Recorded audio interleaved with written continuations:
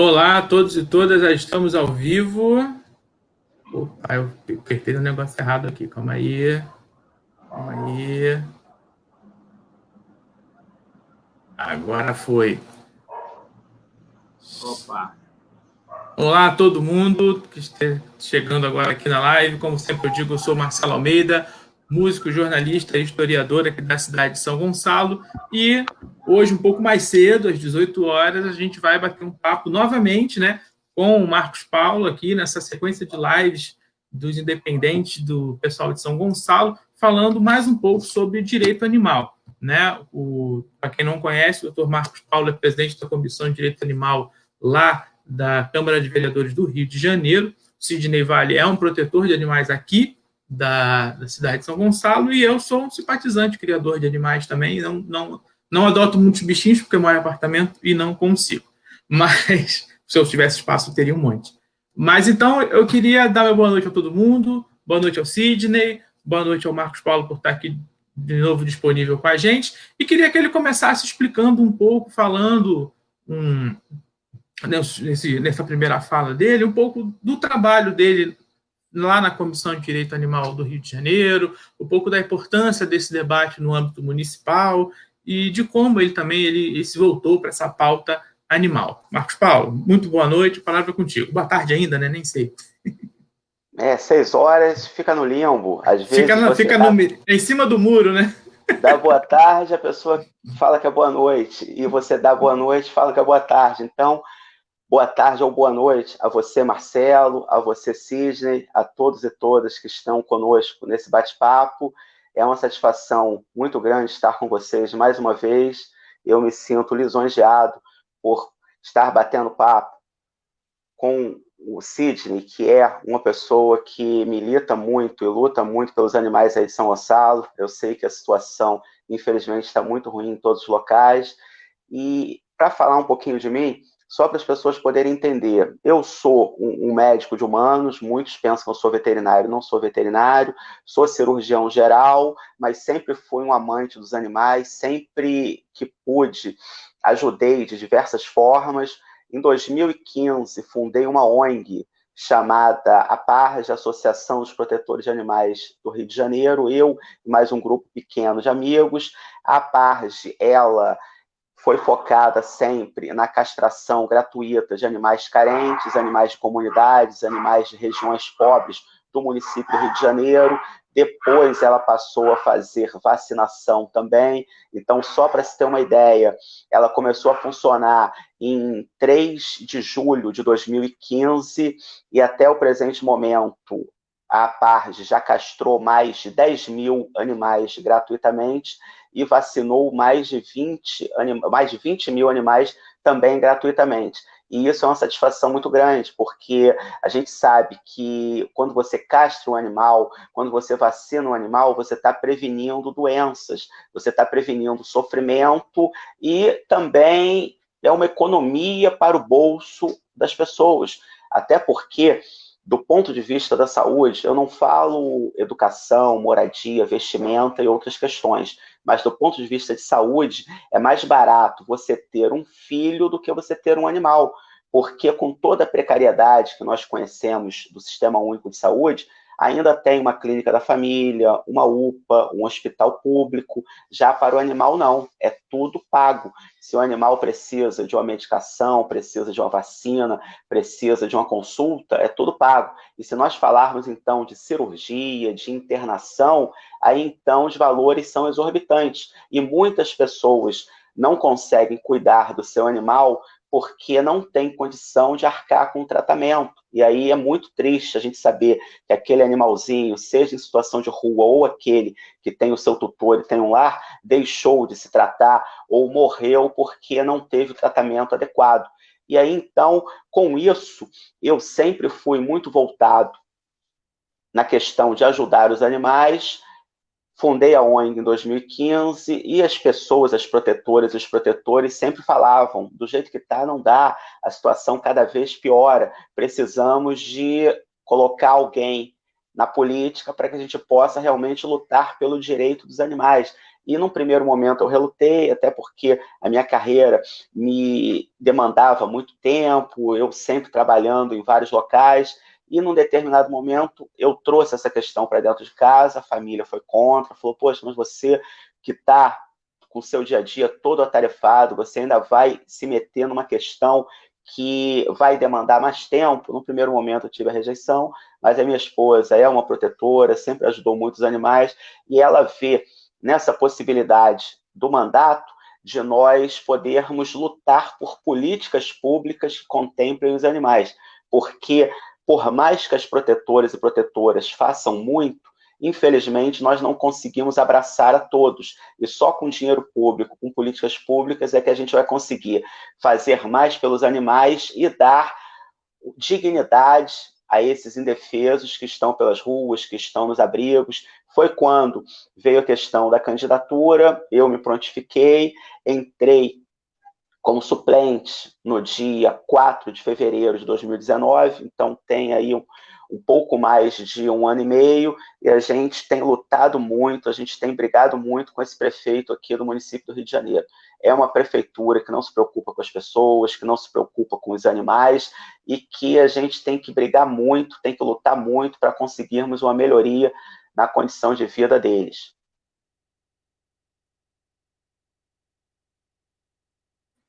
Então é isso aí. Passa a palavra para o Sidney agora ali. Está quietinho por enquanto. Opa, vamos lá.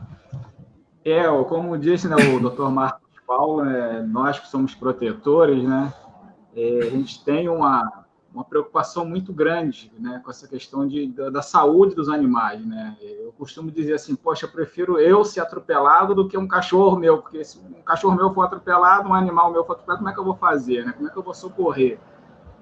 É muito complicado.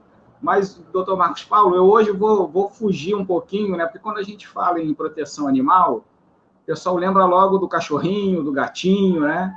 E tem outros animais que precisam da atenção também. Eu acompanho a luta do senhor aí na cidade do Rio de Janeiro e estou sabendo que tem um projeto de lei, né, sobre a questão da utilização de penas e plumas, né? No carnaval, muita gente não sabe, né, vê aquelas fantasias bonitas, ou então gosta de chegar em casa e deitar no travesseiro de penas de ganso, né? Não sabe o que né, como é que essas penas são extraídas, né, o sofrimento que isso provoca ao animal. Eu gostaria que o senhor falasse um pouco desse projeto de lei, né, sobre a proibição de utilização de penas e plumas. O senhor está tentando aprovar aí na cidade do Rio de Janeiro. Verdade, Sidney. A gente vê aquela manifestação belíssima, linda, que é o carnaval, e nós somos a favor do carnaval, nós gostamos de curtir o carnaval, só que ele não pode acontecer com o sofrimento animal. A gente sabe que hoje a tecnologia está tão desenvolvida e que existem penas, plumas sintéticas, que você não precisa de deixar o animal com a pele em carne viva, você maltratar o animal para poder fazer um espetáculo bonito. Então, foi com o intuito de preservar dezenas, centenas de milhares de animais que nós criamos esse projeto de lei proibindo a compra, a venda, ou seja, a comercialização de penas e plumas no município do Rio de Janeiro.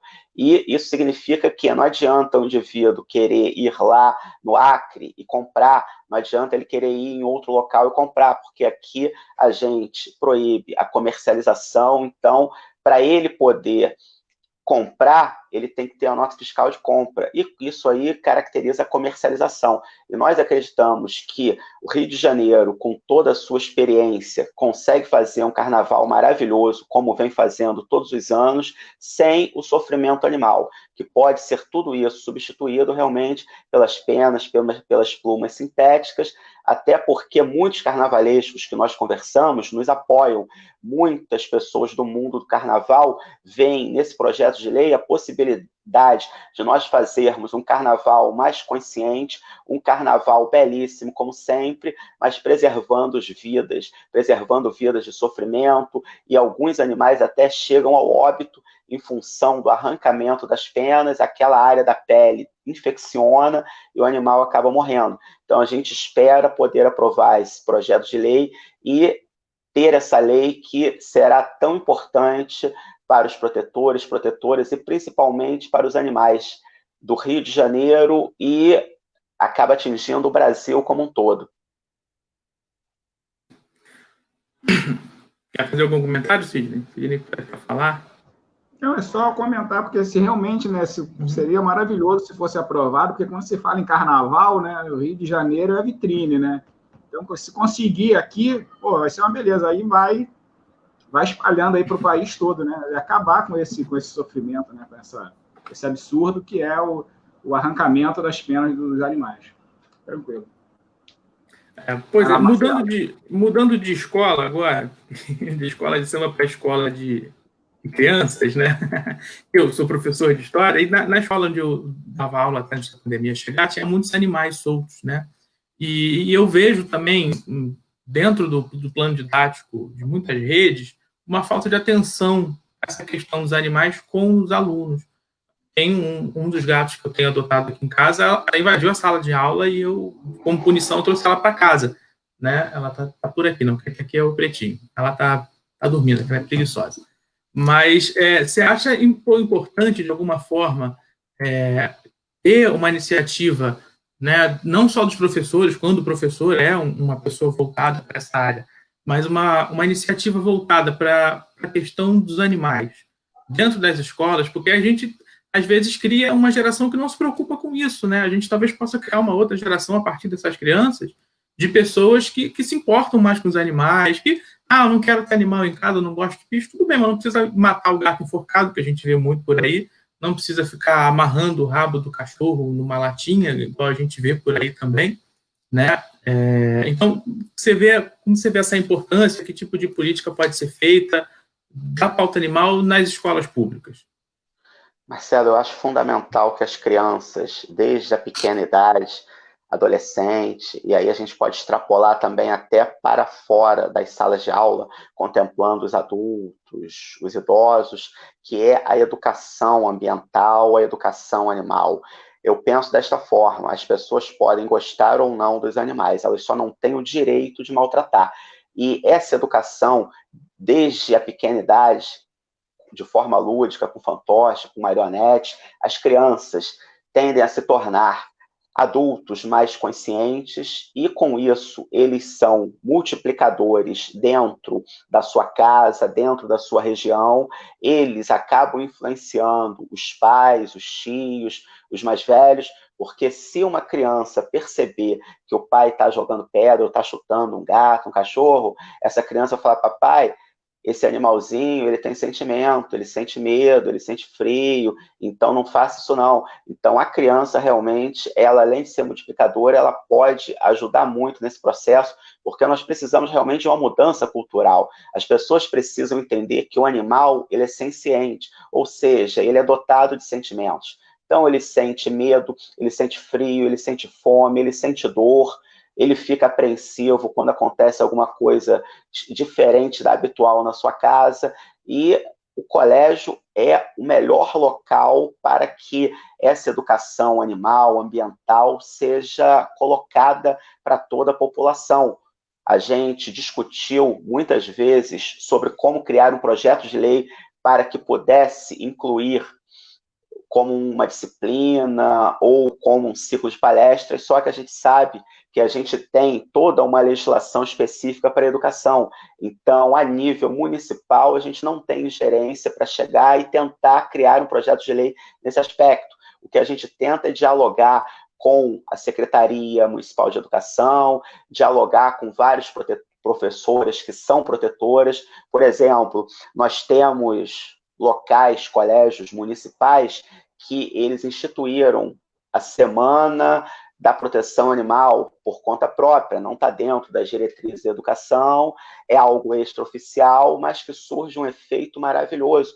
E nesse ambiente existe eventos de adoção de animais, existe vacinação de animais e palestras. Então, eu penso que realmente a iniciativa da gente poder levar para o ambiente escolar toda essa preocupação, toda essa educação de respeito aos animais, ela é fundamental. É algo que a gente vem batalhando a cada dia, e eu espero que a gente tenha plantado a semente e que a planta cresça, floresça e que nós consigamos mudar a mentalidade das pessoas em relação ao respeito, ao cuidado com os animais, com o meio ambiente, com o próprio ser humano, porque a gente sabe que é isso que falta atualmente.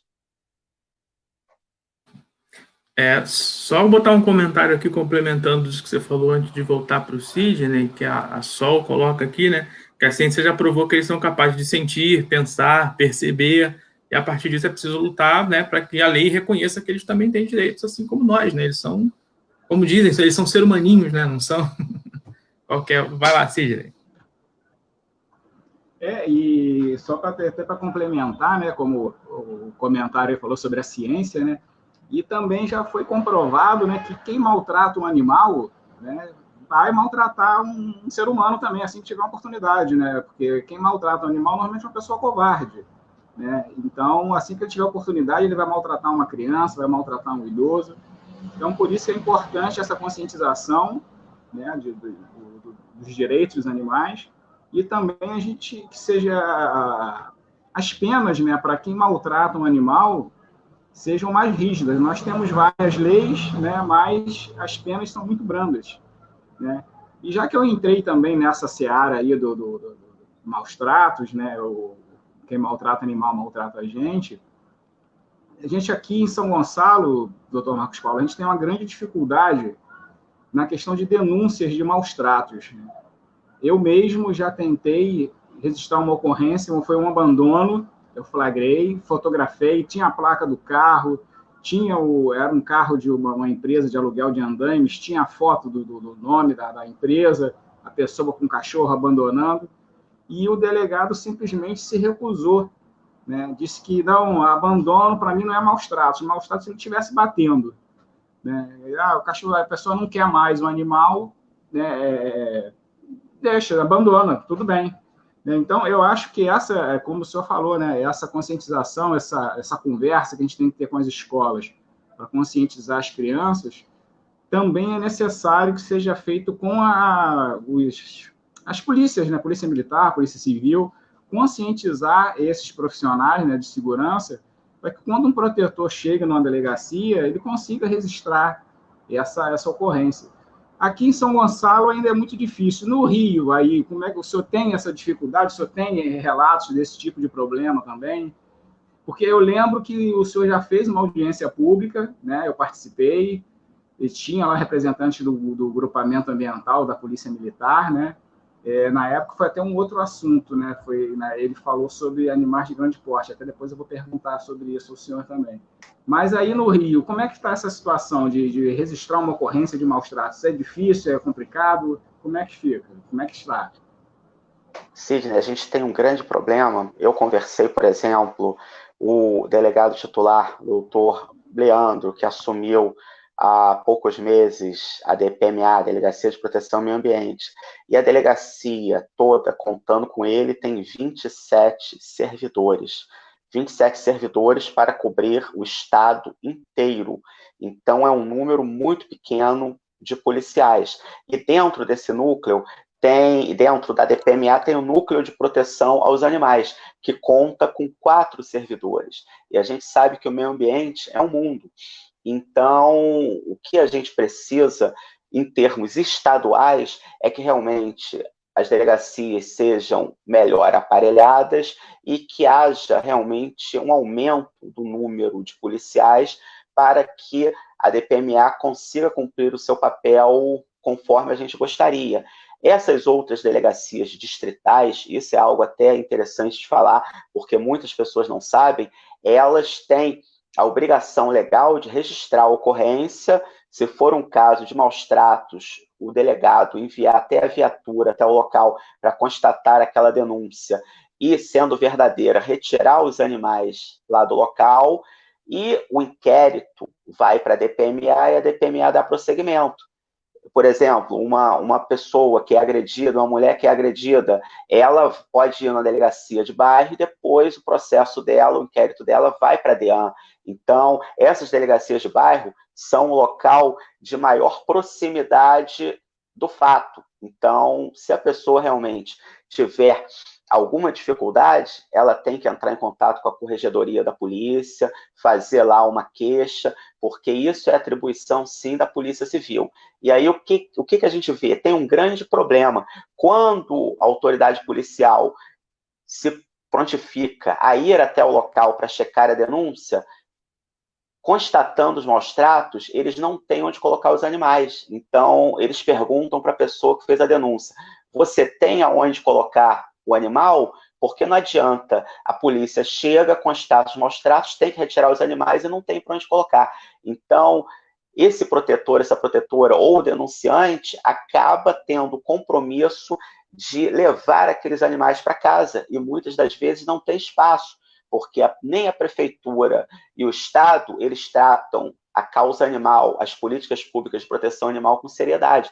Eles têm um grande descaso com a proteção animal, com a causa animal. Então, a gente vê essa dificuldade de falta de policiais, a gente vê de falta de abrigos municipais, estaduais, para que os animais possam ficar, e nisso a gente vai vendo como na pandemia, infelizmente, o número de abandonos cresceu absurdamente, e a gente não tem forma do Estado, do município, coibir, combater conforme a gente gostaria. Eu, ano passado, consegui fazer um treinamento com a Guarda Municipal do Rio de Janeiro. Eu fui lá, a comandante da Guarda colocou os comandantes dos subgrupos numa sala, então devia ter em torno de uns 70 comandantes. Eu falei sobre a importância de coibirmos o abandono, os maus tratos, o modus operandi do indivíduo que maltrata, do indivíduo que abandona, e pedi a eles que eles pudessem contribuir com a nossa causa, atuando com esse olhar que é um olhar que a Guarda Municipal tem, porque geralmente ela está nas praças, ela está nas praias, ela está nos locais onde existe um grande abandono de animais. E também tive a oportunidade de fazer uma palestra, treinamento, lá no Comando de Policiamento Ambiental. Treinei, orientei, para que eles tivessem esse olhar mais apurado em relação realmente a essa questão, né? Tá maltratando, tá abandonando, e a gente tem um bom diálogo com a DPMA, a gente sabe que eles têm uma dificuldade estrutural muito grande, por falta de material humano. Então, como eu tinha falado para vocês, são 4 inspetores no núcleo de proteção animal da DPMA. Só que a gente não pode esquecer, eles tiram férias, eles ficam doentes, eles têm folga. Então, é um quantitativo muito pequeno para cobrir um estado do Rio de Janeiro, que é um estado muito grande.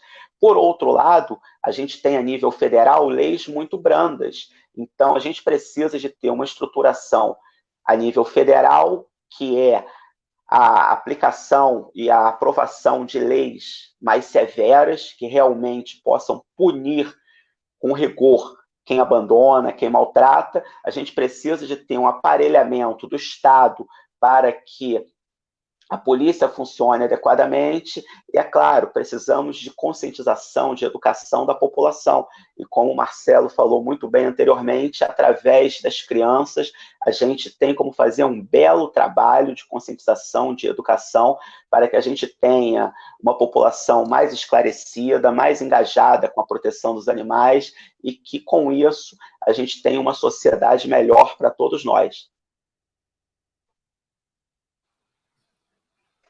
A luta pelo. A gente estava tendo um papo aqui, está me dando algumas coisas na cabeça. A luta pelo direito animal passa muito também da pessoa que quer ajudar e não pode, porque financeiramente é caro, né? Eu tenho gatos em casa aqui, são 2, mas que dão um prejuízo. O Sidney tem 20 cachorros. Imagina quanto ele não deve gastar por mês de ração, de cuidado, remédio, essas coisas. E ainda tem ausência de lei e iniciativa, né, em defesa dos animais por parte de Estado e Prefeitura, que atrapalha essa luta, né? Mas, na minha pergunta anterior, você falou que alguma coisa da escola tem a questão da educação, que deveria ser do nível federal. Então, a pergunta é a seguinte: tem alguma limitação do que a prefeitura poderia fazer, tipo, até aqui a prefeitura pode ir, mas aí tem um campo que, a partir de lá, teria que ser o Estado, teria que ser a União para poder fazer essa lei. Quais são os limites da legislação municipal em relação à defesa animal? Marcelo, eu conversei com algumas diretoras de colégio, já cheguei a falar com a secretária municipal de educação, conversei com os meus assessores jurídicos, e o grande problema é a inserção de uma matéria educativa no currículo escolar. Então, isso aí, oficialmente, a gente não tem como fazer. E a gente conversando com essas diretoras, e muitas amam os animais, são protetoras, elas conseguem realmente inserir de forma voluntária, mas aí é uma questão pessoal. Se aquela diretora ela gosta, ela introduz. Se a outra não gosta ou não vê importância, não introduz. E a gente precisa realmente de que essas políticas públicas de conscientização de educação, elas sejam generalizadas, porque cai naquela situação que eu falei anteriormente. O indivíduo pode gostar ou não dos animais, mas tem que respeitar. Então, por exemplo, se um protetor, um professor, um diretor de colégio, se ele não gosta de animal, ele não se preocupa, se aquilo estiver dentro da grade curricular, ele vai ter que ministrar.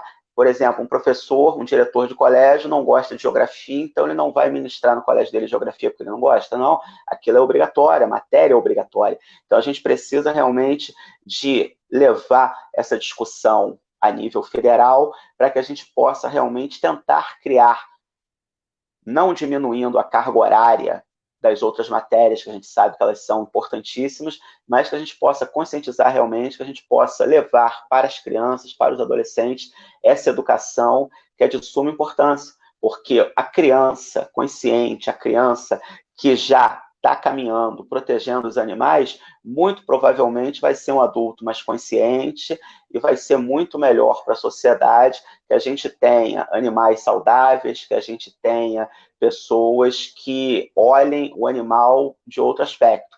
Bárbara, boa noite, tudo bem?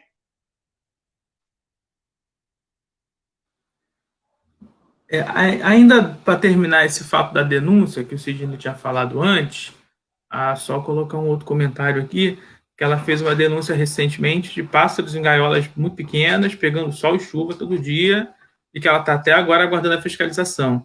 É muito descaso com a vida dos animais. Ligou para a prefeitura, foi informada que não é de responsabilidade da prefeitura, foi encaminhada para a polícia, que a polícia também não fez nada. Fica um jogo de empurra também, né? Não, isso aqui é da prefeitura. Não, isso é problema de polícia. Mas aqui aí o Sidney acho que pode... A São Gonçalo não tem um número de denúncia igual Niterói tem de maus tratos para animais, né? Não, aqui em São Gonçalo, maus tratos animais, você faz a denúncia para a ouvidoria da prefeitura. Mas São que manda para a polícia. Ou então para a polícia. Mas São Gonçalo tem uma coordenação de proteção animal, vinculada à Secretaria de Meio Ambiente. Então, eu não sei se essa pessoa ali que fez a denúncia, não sei se foi em Niterói ou se foi em São Gonçalo. Foi em São Gonçalo. São Gonçalo, né? Pode ligar para a prefeitura. E é porque não, ela ligou, né? Mas disse que não é com ele. Ela ligou e falou, não é com a gente, é com a polícia, mandou para a polícia. Não, tem a coordenação de proteção animal, que inclusive São Gonçalo tem na Guarda Municipal, tem o GEPAM, né, que é o grupamento ambiental. Pô, para que você tem um grupamento ambiental se quando surge uma denúncia dessa aí de maus tratos, né? Não é com a gente, é com a polícia? É assim, tem que insistir, tem que reclamar, como disse o Dr. Marcos Paulo, né? No caso desse aí, tem que fazer uma denúncia. Eu tentei reclamar e disseram que não era com eles. É sim. Tem um número da ouvidoria onde pode se reclamar. Mas agora a pergunta contigo, Sidney, falar. Vamos lá. Doutor Marcos Paulo, a gente está falando aí nessa questão de maus tratos, né? Eu gosto muito dessa coisa de conscientizar as crianças, porque a criança falando com um adulto é mais fácil do que um outro adulto chamar a atenção, né? Se você vê uma pessoa fazendo alguma coisa errada, você vai falar com ela, né? Dois adultos, né? A reação de quem está fazendo a coisa errada lá é uma. Agora, se o filho, né, uma criança, comenta, não, pai, não pode jogar lixo no chão, pai, não pode abandonar o gatinho aqui, é diferente, né? Então, eu acho muito importante a gente começar, né, pelas crianças, conscientizar as crianças. Agora, existe, né, tá correndo lá no Congresso um projeto de lei, o animal não é coisa, né? O senhor deve estar acompanhando isso aí, né, que é a causa. Agora, eu recentemente soube que tem uma corrente que é contra essa PL, né? Parece que está dizendo que vai retirar direitos que já foram adquiridos. O senhor tem conhecimento disso, dessa corrente? Eu soube há pouco tempo, estou tentando entender, né? Mas eu não sei, o senhor aí no Rio está sabendo desse pessoal que é contra esse projeto de lei, que para a gente, olhando assim a princípio, é muito bom, né?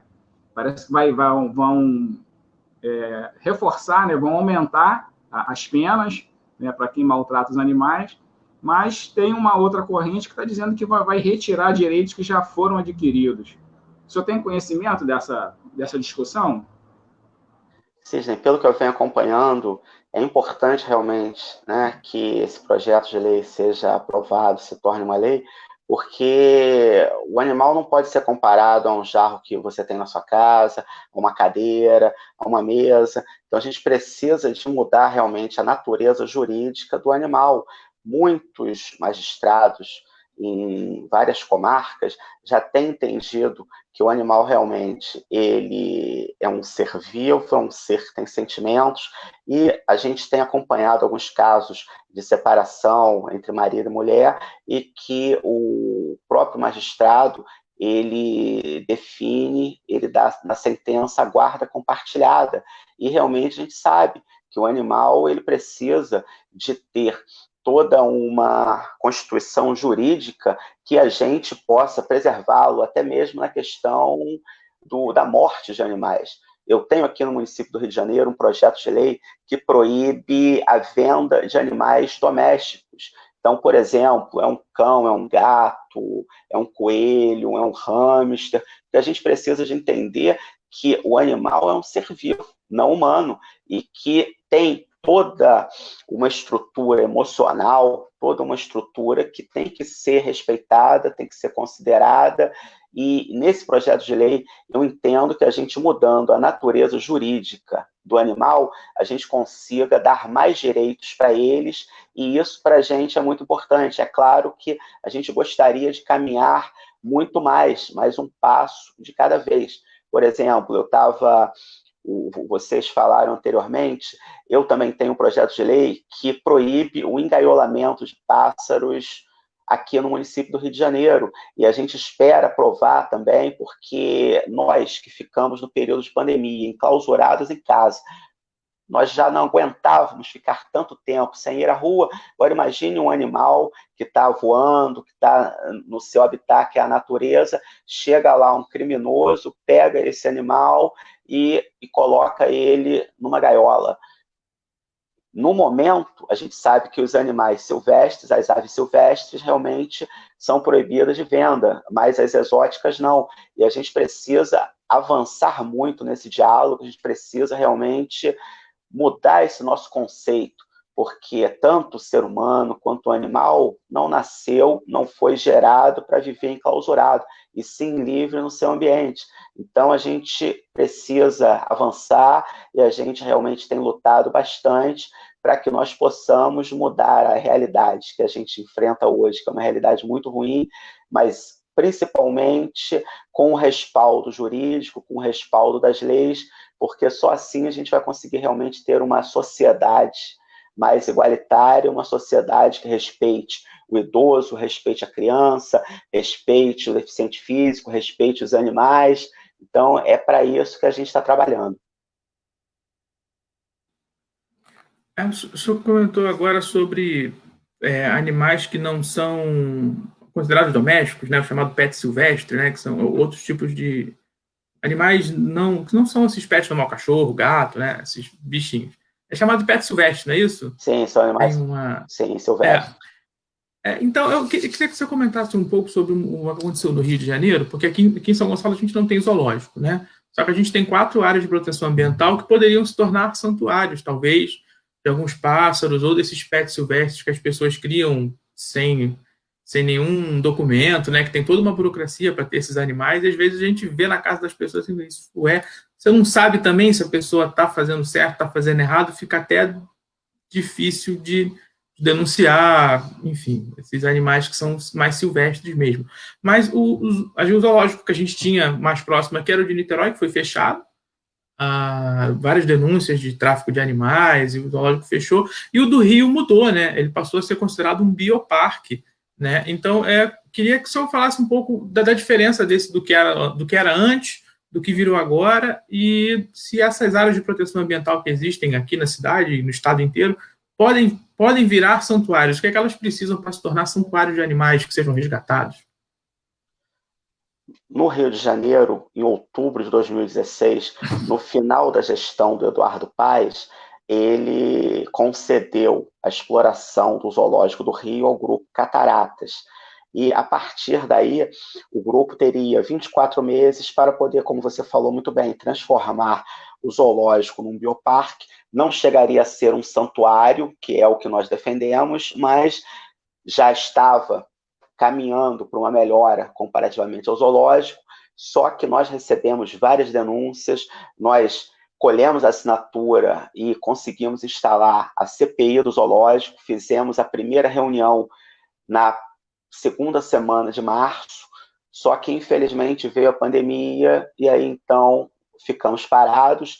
Eu hoje entrei com ofício solicitando ao presidente da Câmara que retome os trabalhos da CPI. Nós tínhamos combinado antes do recesso, antes da pandemia, que nós faríamos uma nova visita ao zoológico e pediríamos a oitiva do presidente da Fundação Rio Zoo e do presidente do Grupo Cataratas, porque nós tivemos acesso a várias informações que nós solicitamos um requerimento de informação à Fundação Rio Zoo, que é da Prefeitura do Rio de Janeiro, que mais de 400 animais morreram num período aí de 2 anos. A gente precisa de saber o porquê das mortes, se foi por negligência do Grupo Cataratas, se era porque o animal estava doente, ou estava idoso, e aí acabou morrendo de morte natural. Só para vocês terem uma ideia, o Grupo Cataratas, para fazer a obra, ele transferiu vários animais para um criatório comercial em Cachoeiras de Macacu. E quando a prefeitura foi nesse criatório para poder checar como estavam os animais, o dono do criatório falou: olha, a cabra morreu, o outro animal morreu. E aí, então, a prefeitura perguntou: cadê o laudo de necrópsia? Não tinha. Cadê o atestado de óbito? Não tinha. Cadê a guia de transferência do animal do zoológico do Rio em São Cristóvão para Cachoeiras de Macacu? Não tinha. Ou seja, como foi transferido para um criatório comercial, a gente tem a grande preocupação que esses animais, ao invés de terem morrido, eles tenham sido vendidos, porque o objetivo principal de lá é a venda. Nós temos ciência também que lá no Jardim Zoológico, em São Cristóvão, que várias aves foram furtadas, inclusive uma arara azul, que no câmbio negro chega a custar R$80 mil. E quando eu fui lá fazer uma inspeção para poder ver as condições do local e dos animais, nós víamos, por exemplo, o elefante num espaço minúsculo, ele estava enclausurado.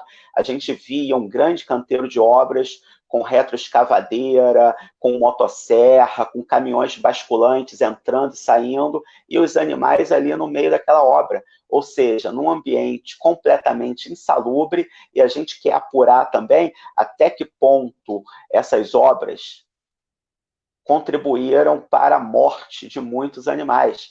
E eu defendo que a gente deva ter santuário, mas o santuário nos moldes de o animal ele foi apreendido em algum estabelecimento ilegal.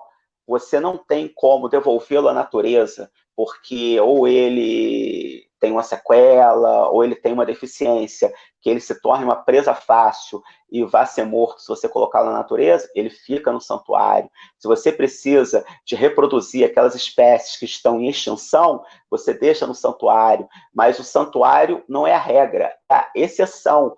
E no santuário, mesmo que o cidadão queira visitar os animais, é um contexto completamente inverso do zoológico. No santuário, o animal fica solto num ambiente mais próximo do seu habitat natural e o ser humano é que fica enclausurado. Fica em passarelas, fica em gaiolas, quer dizer, é um conceito completamente diferente. E eu defendo, sim, que tanto em Niterói ou vários outros municípios do estado do Rio que ainda tenham um zoológico, que eles reflitam sobre a importância de se preservar as espécies e de que o animal ele tem que estar solto, ele tem que estar livre, tem que estar num ambiente mais próximo do seu habitat natural. E o intruso, que somos nós, seres humanos, é que tem que ficar enclausurado. Quer dizer, é o que existe de mais moderno de proteção animal no mundo e a gente espera introduzir aqui no município do Rio de Janeiro, no estado do Rio de Janeiro, e inclusive nessa CPI a gente vai investigar também, porque o Grupo Cataratas trouxe, ele já encomendou e já está transportando girafas e outros animais que não tem lógica nenhuma você trazer o animal lá da África no seu ambiente natural para poder ficar aqui em exposição. Não tem nenhuma lógica. É igual o Aquarrio. A Prefeitura do Rio trouxe centenas, milhares de animais, gastou uma fortuna, estressou esses animais, muitos devem ter morrido, sendo que não chegou ao nosso conhecimento, porque é óbvio que tem aquele ditado, filho feio não tem pai. Então, se morre, eles abafam o caso e a gente não fica sabendo.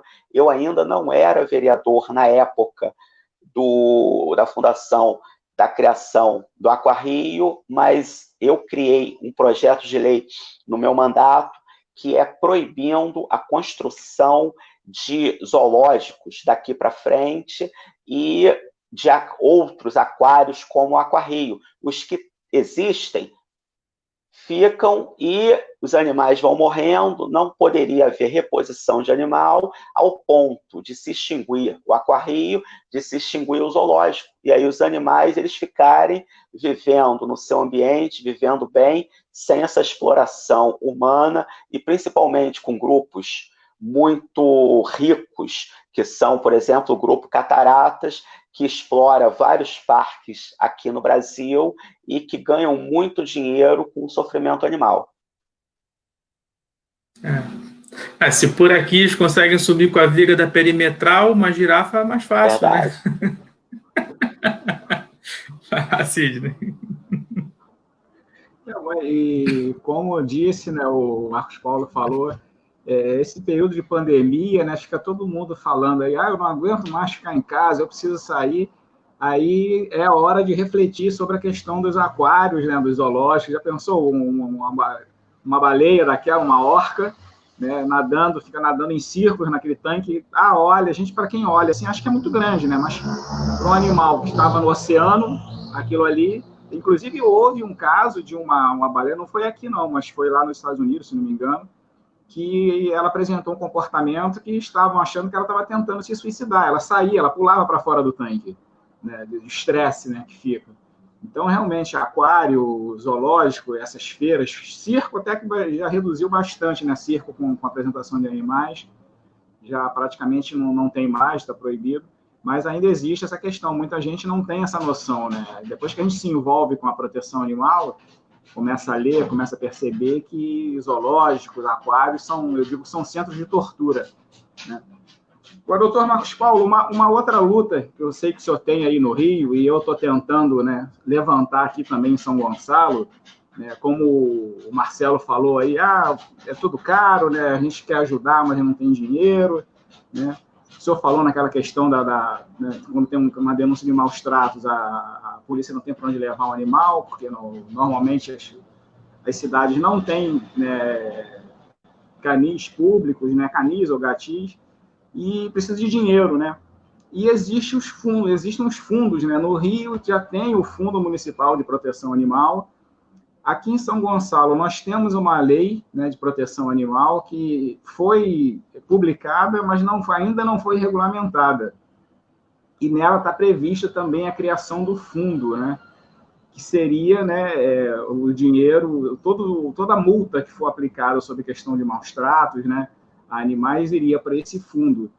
No Rio, me parece que o fundo já estaria regulamentado, mas não funciona, não é isso? Até hoje não foi feita nenhuma multa, não foi aplicada nenhuma multa sobre maus tratos no Rio de Janeiro. Continua essa situação? Como é que está aí? Porque aqui em São Gonçalo a gente não pode nem reclamar porque a lei ainda não foi regulamentada, né? Nós começamos a fazer uma revisão dessa lei, mas aí também a pandemia atrapalhou tudo. Aí veio essa questão da pandemia, parou, e aqui em São Gonçalo nós temos um conselho de proteção animal. Então, no conselho estava sendo feita alterações, sugerindo, né, depois vai ter que ir para a Câmara, para que seja alterada alguns itens da lei. Mas como é que está essa situação do Fundo Municipal de Proteção Animal aí no Rio de Janeiro? Aqui começou já tudo errado. Esse conselho, ele acaba privilegiando um número maior de pessoas ligadas à prefeitura e a sociedade civil está num número muito reduzido. Eu criei um projeto de lei para que a gente possa equiparar o número de pessoas ligadas à prefeitura ao número de pessoas da sociedade civil, porque tem que ter um número equilibrado, igualitário. Tinha o papel do vereador fazendo parte do conselho, e isso é ilegal. O vereador não tem que fazer parte de conselho nenhum, está fora da legislação. Então, temos esse projeto de lei para tentar consertar a composição e dar paridade ao conselho. O fundo foi regulamentado, mas, infelizmente, a Prefeitura do Rio de Janeiro regulamentou para não funcionar. Só para se ter uma ideia, a Subsecretaria de Bem-Estar Animal, ela, multando 20% do que ela multasse, iria para o Fundo de Proteção Animal. Só que ela não pode multar, porque não tem servidores estatutários, só tem comissionados. Então, é um fundo que não funciona. Aí tem a Subsecretaria de Vigilância Sanitária, que pode multar, mas nada do que ela multar vai para o Fundo de Proteção Animal. Então, a gente tem um fundo que poderia ser maravilhoso, já que a prefeitura diz que não tem dinheiro e que está passando por um momento econômico difícil. Então, vamos ter receitas que não venham do orçamento da prefeitura. Uma pessoa física, uma pessoa jurídica que abandone animal, que maltrate os animais, vai pagar a multa, e essa multa vai ser utilizada como foi lá em Osasco. Teve um vigilante de um supermercado, ele matou a manchinha de forma covarde, e o Ministério Público sentou com o Carrefour depositou R$1 milhão no Fundo de Proteção Animal do município de Osasco. Dinheiro esse que está sendo utilizado para política pública de castração, política pública de vacinação, suporte ao abrigo municipal e aos protetores e protetores que resgatam os animais e cuidam nas suas casas. Foi até inaugurado há pouco tempo o Hospital Manchinha, lá em Osasco. Então, a gente precisa disso. Tem um ditado que é muito certo, que diz que a parte do corpo do ser humano que mais dói é o bolso. Então, se o indivíduo está maltratando, está abandonando, vamos dar multas pesadas, principalmente se for uma pessoa jurídica. A responsabilidade do empresário é muito grande. Então, principalmente no mercado, que ele tem dezenas, centenas de funcionários, de colaboradores, ele tem que prezar pelo bem-estar do animal. E, infelizmente, como a gente tem muitos animais nas ruas, dos municípios, esses animais vão para onde tem um grande fluxo de comida, fluxo de pessoas. Então, é comum, em volta dos mercados, nós termos vários animais que o protetor ajuda, os próprios funcionários do mercado colocam água, colocam comida. Então, o Fundo de Proteção Animal, ele é fundamental. A gente cobra muito da Prefeitura do Rio de Janeiro para que faça concurso para a Subsecretaria de Bem-Estar Animal, que coloque um percentual das multas emitidas pela Subvisa para o Fundo de Proteção Animal, porque assim a gente vai conseguir um dinheiro que não é do orçamento e que vai ser utilizado realmente em políticas públicas. Para a gente é fundamental. Pois é, enquanto aqui... Só para falar, né? Deixa eu só fazer um comentário rápido, Marcelo. Contigo. Que até agora o senhor me deu aí umas dicas né, para a gente tentar implantar aqui em São Gonçalo, essa questão de observar, né, essa questão de estatutário, né, e a gente que é pessoa que não é concursado, né, porque aqui, como eu disse, nós temos um conselho, né, se eu ver, Niterói não tem conselho, está muito mais avançado do que São Gonçalo na questão de proteção animal. Aqui nós temos o conselho, São Gonçalo não consegue caminhar. Eu até acredito na boa vontade do presidente do conselho, mas é como o senhor falou, a gente tem um conselho em que o presidente é o coordenador de proteção animal do município, tem um vínculo com a prefeitura. Então, o presidente do conselho não pode, vai pressionar o prefeito como, né? Vai chegar uma hora e falar, não, você encher muito aqui, vou te mandar embora, cara. Então, eu acredito, né, como o senhor fala, em São Gonçalo ainda é paritário, né? Tem a sociedade civil, tem o representante do conselho veterinário, né? Tem o pessoal também da prefeitura, mas eu acredito que o presidente do conselho não pode ter vínculo com a prefeitura, né? Para que possa dar uma independência ao conselho e possa pressionar. Mas é isso. E vamos ver aqui, a gente está tentando ver se consegue, né, regularizar a lei e tentar arrecadar algum dinheiro para esse fundo aí, porque o nosso centro de castração levou anos para sair, né? Foi uma luta terrível.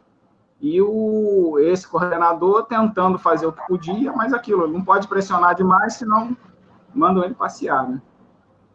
É isso aí. Vai lá, Marcelo. Essa realidade do conselho não é só no conselho animal, né? O conselho de saúde, conselho de idoso, conselho de segurança, não sei como é que é aí no Rio. Aqui em São Gonçalo é tudo emparelhado. E faz as reuniões nos horários mais absurdos possíveis, né? Reunião do conselho de segurança é quinta-feira, 10 horas da manhã. Qual o trabalhador que pode participar de um negócio desse? Não dá, né? Mas eu achei aqui, estava falando sobre a ouvidoria da Prefeitura de São Gonçalo, o telefone é esse aqui, ó. 2199-6374. Se falar que não é com eles mesmo. Pode ligar. Mas eu vou deixar mais um pouquinho aqui para as pessoas poderem anotar caso quiserem. E a gente já, em Brasília, 19 horas, já estamos a 1 hora aqui falando, quase 1 hora, e a gente vai encaminhando para o final, mas eu queria botar uns comentários, combinar 2 comentários aqui, e deixa eu ver o que acontece se eu boto por cima.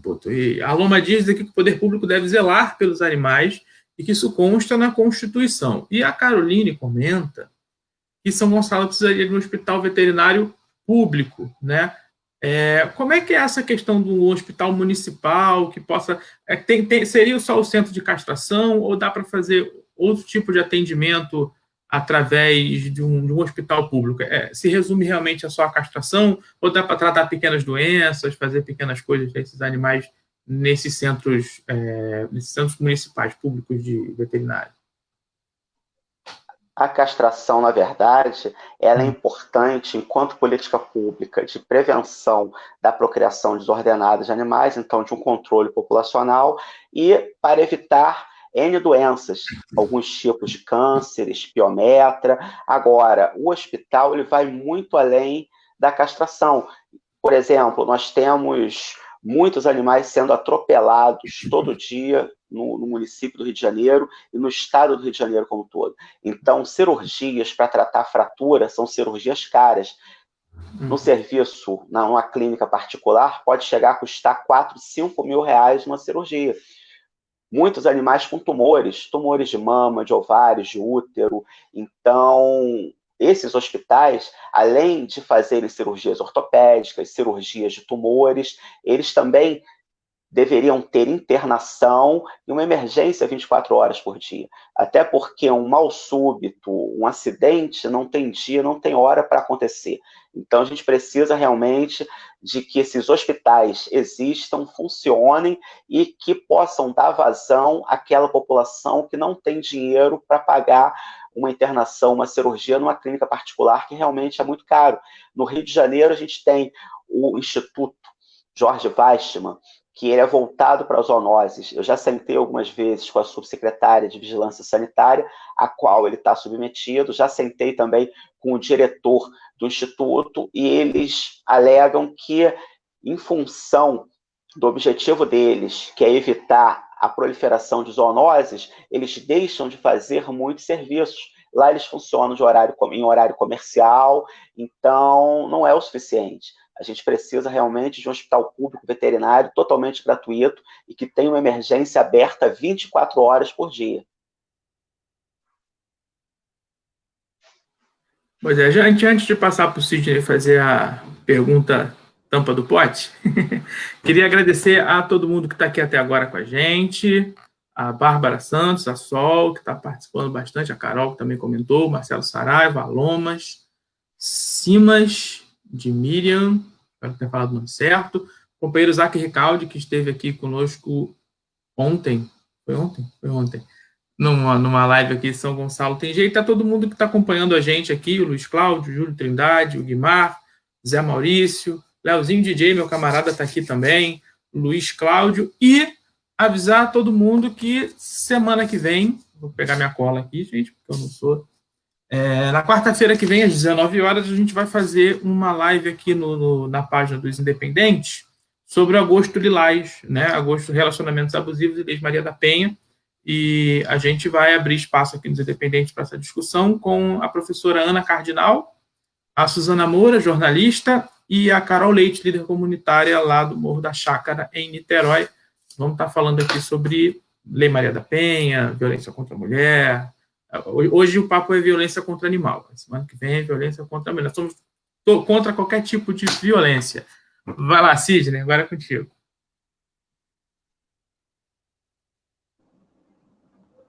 Opa! Mandar um abraço aí para Simas de Miriam, essa é uma protetora de Niterói, a Miriam. Acertei o nome. Acertei o nome, então. Eu ajudei a Miriam a controlar uma colônia de gatos lá em Maravista, em Itaipu. Gatos ferais. Foi com ela, né, que eu aprendi a capturar. Fui, através dela, né, com o auxílio dela, eu fui para o primeiro seminário brasileiro de sede, né, que foi em São Paulo, né, captura, esterilização e devolução. A Miriam é uma grande amiga. Um abraço, Miriam. Aproveitando, né, aquela dica que o Marcelo falou também no início, logo depois que a gente começou, sobre a questão de que é tudo caro, né? Falou agora aí, o doutor Marcos falou sobre a questão do atendimento. Vou puxar aqui um jabá um pouquinho para a proteção animal. Né? Às vezes a pessoa, como o Marcelo disse, né, às vezes a pessoa quer ajudar, né, mas é muito caro, eu não posso, não tenho dinheiro. Né? O que os protetores costumam fazer, né, são as famosas vaquinhas, né, ou pedir doações. Eu tenho uma amiga, né, essa aqui de São Gonçalo, a Andréia, ela está com a cirurgia de um resgatado dela, um cachorro, nessa faixa que o doutor Marcos Paulo falou, R$ 5.024 que ela precisa arrecadar para operar um animal. E como que uma pessoa vai conseguir um dinheiro desse? Está pedindo ajuda. Né? Aqui, né, eu tenho um pequeno projeto, que é o Curupira Urbano. A gente pede doação de 5, 10 reais. Quando consegue a quantia suficiente, a gente vai lá e castra um gato, castra um cachorro. E assim a gente vai indo. Né? Doutor Marcos Paulo, para a gente encerrar, é um assunto também que é bastante importante, né? Aqui em São Gonçalo nós ficamos aí, acho que por 2 anos desprotegidos, que é a questão da vacinação antirrábica. Aqui em São Gonçalo nós ficamos 2 anos sem vacinação e já existem algumas notícias de que alguns casos de raiva, né, apareceram no Rio de Janeiro, e me parece que agora o senhor conseguiu, né, que está confirmado no Rio de Janeiro essa vacinação, porque houve um jogo de empurra, né? Aqui em São Gonçalo é a mesma coisa, eles dizem que a Secretaria Estadual de Saúde não pediu as vacinas a tempo, aí a Secretaria Estadual de Saúde disse que é o município que não pede, e está um jogo de empurra. Eu estava já preocupado, mas pelo menos me parece que aí no Rio de Janeiro já está garantido, eu espero que aqui para São Gonçalo também. Como é que ficou? Está confirmado isso? Está garantido mesmo essa vacinação antirrábica esse ano? Sidney, essa luta nossa é uma luta realmente antiga, porque deveria acontecer em setembro do ano passado, nós cobramos, e a prefeitura, no primeiro momento, falou que não ia ter, depois falou que seria em dezembro. Nós cobramos da Prefeitura do Rio, do Governo do Estado e da União. O Governo do Estado diz que a União falou que não mandaria, a União nos respondeu dizendo que o Estado não tinha pedido, e aí tem aquele Estado, filho feio não tem pai, ficou um jogo de empurra. Nós entramos esse ano com uma representação no Ministério Público Federal e no Ministério Público Estadual para que ocorresse a vacinação, porque é um caso muito sério. Só para vocês terem uma ideia, em 2019, foram encontrados no município do Rio de Janeiro 16 morcegos mortos com o vírus da raiva. Isso em final de 2019, 16. Em 2018, foram encontrados 3, ou seja, de um ano para o outro, pulou de 3 para 16. E só para se ter uma ideia, nós estamos no mês de agosto, no mês 8, e a Prefeitura do município do Rio, nesse ano, já encontrou 14 morcegos mortos com o vírus da raiva. Culminou com a morte de um adolescente. Ele foi mordido por um morcego em janeiro, lá em Angra dos Reis, e foi a óbito em março. É uma doença que mata em 99,9% das vezes. Ou seja, praticamente todos aqueles que se contaminarem com o vírus da raiva vão morrer. No mundo, só 5 pessoas conseguiram sobreviver. Então, é uma doença muito séria, é uma doença que mata e que é simples você prevenir através de uma vacina. E, em se tratando de poder público, a vacina, o valor é muito baixo, porque eles compram milhões de doses. Então, é um valor muito baixo, é muito mais barato você prevenir do que você tratar a doença. É muito melhor você prevenir o sofrimento através de uma dose anual da vacina. E nós tivemos a notícia da Secretaria Estadual de Saúde que as doses já estão chegando no estado do Rio de Janeiro, porque o Ministério da Saúde envia para a Secretaria Estadual de Saúde, e a Secretaria Estadual de Saúde ela vai distribuindo para os municípios. Então, a gente deseja que o município do Rio, o município de São Gonçalo e todos os municípios do Rio de Janeiro possam receber as doses necessárias das vacinas para que a gente possa realmente imunizar a população de animais, e com isso nós teremos os animais protegidos e saudáveis e os seres humanos também protegidos. É muito melhor em termos de saúde pública você prevenir do que você tratar. E caso não houvesse a vacinação, seria uma tragédia anunciada. Só para se ter uma ideia, esse adolescente morreu em março deste ano e nós já estávamos há 14 anos sem morte por raiva no estado do Rio de Janeiro.